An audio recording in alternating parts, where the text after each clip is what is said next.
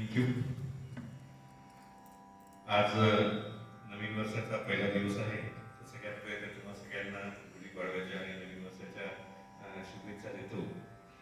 आणि जसं आता सांगितलं की बा याच्यामागे डोकं किंवा याच्यामागे जे काही घडलं आहे, तर मला दिल्लीमध्ये येऊन मागच्या 1 महिन्यापूर्वी 15 वर्ष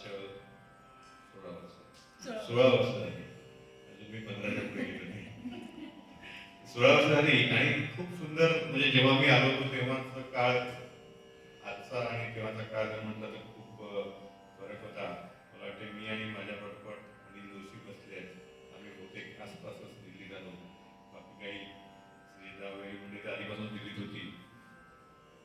तर तेव्हा म्हणजे दिल्लीत आल्यावर कळलं होतं की इथे लाखांनी महाराष्ट्रीयन लोक आहेत वगैरे, पण आजूबाजूला सगळं हिंदी सिंधी असायचं आणि इतक्या मोठ्या दिल्लीत असं एकटं पण वाटायचं.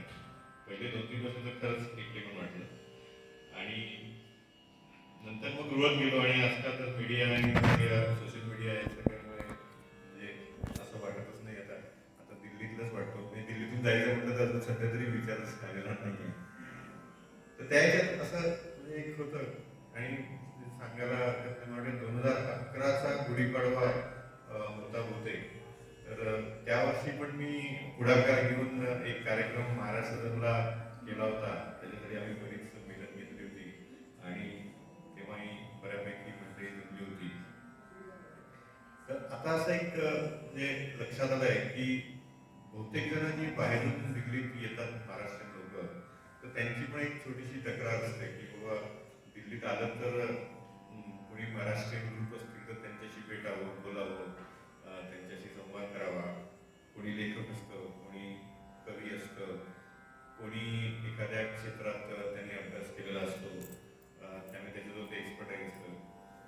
याशिवाय जे महाराष्ट्रातून येणारे, महाराष्ट्राच्या बाहेर जगात असलेली मंडळी इथे येतात आणि त्यातला महाराष्ट्रीयन नाव सुद्धा देण्यामागचं उद्दिष्ट असं आहे की महाराष्ट्रीयन म्हणजे कोणी, म्हणजे ज्याला स्वतःला म्हणून घ्यावं वाटतं की महाराष्ट्रीयन आहेत तो.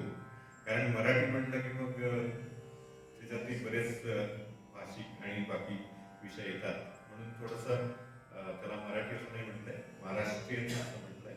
आणि संकल्पना हीच आहे की महाराष्ट्रात जन्मलेले, महाराष्ट्रात वावरलेले आणि स्वतःला महाराष्ट्रीयन समजणारे, प्लस जगभर गेलेले जर कोणी मराठी महाराष्ट्रीयन लोक दिल्लीत आले आणि त्यांना जर वाटलं की इथं कोणाची तरी एक समोसा, एक कॉफी आणि एक जिलेबी घेऊन बसावं आणि छानपैकी गप्पा माराव्या, आपले अनुभव सांगावे, तर तो या सगळ्या संकल्पनेमागचा उद्देश आहे.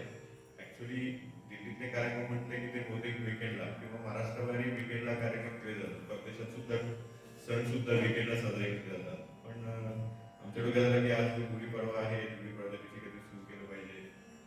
तर सांगायचं आज 4 मराठी कार्यक्रम आहेत. त्यातल्या फक्त एकाला मी जातं, तसंच बाकीच्यांचे झालं असेल. त्यामुळे काही जणांनी मला कळवलं की आज इच्छा आहे पण येता येत नाही.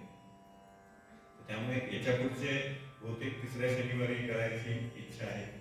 आणि यातून म्हणजे आता जशी माझं काही डोक्यात असं हे क्षमाचं डोकं आहे की तिचं म्हणणं आहे की बा आयुष्यात आनंद मिळवायचा असेल, छान मैत्री जपायची असेल, तर एक समोसा, एक जिलेबी आणि एक कॉफी आणि मनभर गप्पा आवश्यक असतात. त्यामुळे आमच्या दोघांच्या त्या ज्या काही थॉट्स होत्या त्यातून हे सुरू केलं आहे. आणि कार्यक्रम होतात आपल्या इथे, भरपूर कार्यक्रम होतात, छान व्हायला लागले आणि निश्चितच कौतुकाच होत आहे. पण असा काहीतरी वेगळा ऑफबीट, म्हणजे त्याच्यात आपण सगळेच एकत्र यायचा हा पण उद्देश आहे. आणि जर आपल्याला कोणी आपल्यापैकी असं मिळालं किंवा त्याला आपल्याला भेटायचं आहे, तर त्या व्यक्तीलाही भेटायची आमची इच्छा आहे. याशिवाय इंडिव्हिज्युअली जर कोणाला वाटलं की बाबा दिल्लीत कोणाशी गप्पा मारायच्या आहेत, तर आम्ही इंडिव्हिज्युअली आणि आपल्यापैकी काही जण सुद्धा नक्की त्याला हो म्हणतील. म्हणजे महिन्यातून एखादा कार्यक्रम व्हावा असं वाटतं, पण अदरवाईज सुद्धा किंवा दिवाळीचे दिवस आहे तर मुली गार्डनमध्ये वगैरे असंही करता येईल. थोडंसं आठवण म्हणून सांगतो की जपानमध्ये असं असं मी ऐकतोय किंवा तिथे असे तुम्हाला ऐकणारे लोक, तो पण एक व्यवसाय आहे. किंवा तुम्हाला जे काही सांगायचं असेल तर तुम्हाला ऐकायला घरात जर कोणी नसेल तर त्या लोकांना तुम्हाला बोलावता येते आणि त्यांना पैसे देऊन तुम्हाला तुमचं मन त्यांच्याजवळ मोकळं करता येतं. अजून आपल्यावर तरी ती वेळ आली नाही आणि आपल्याला ती वेळ आपल्यावर येऊ द्यायची नाही आहे की त्याच्यासाठी पैसे देऊन आपल्याला आपण सगळे ज्या वयात आहोत आपल्याला हे आवडतं. आणि माझा एक जे मला आठवतं 25 एक वर्षापूर्वी माझे एक असे सिनियर होते, तर त्यांनी मला एक खूप छान म्हणजे त्यावेळेस मी इन्स्टिट्यूशन ऑफ इंजिनियर्स नागपूरचं जे सभागृह होतं, तर ते मला म्हणाले होते की बा 25-25, 30-30 वर्ष एखाद्या क्षेत्रात घालवलेली मंडळी जेव्हा एकत्र कुठेतरी येतात, ते म्हणतात की मला माझे अनुभव सांगायचे आहे, तर तसं आपण व्याख्यान किंवा असं काहीतरी करतो, तर त्या माणसाकडून खूप शिकायचं असतं.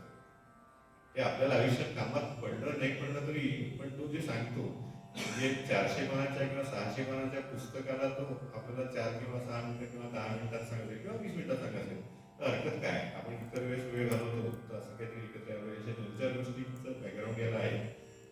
एक छान ग्रुप बनावा अशी इच्छा आहे. सुरुवात या कार्यक्रमाची करायचं 5-6 महिन्यापूर्वी होणार होती, पण वेगवेगळ्या म्हणजे हा हॉल मी 6 महिन्यापूर्वी बघितला होता आणि त्यावेळेस त्याचा रंगरंगोटी होणार होती. खाली पण काही जी जागा आहे तिथे पण रिपेअर्स चालू होते.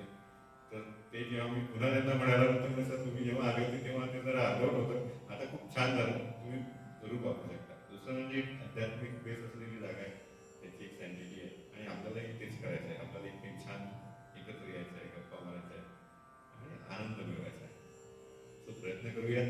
आज तुम्ही आहात, पुढे आणखीन वाढतील याची मला खात्री आहे, कारण नदी जशी सुरुवात होते तेव्हा ती लहानच असते, पण त्याच्यात कंटेंट्स चांगले जर आपण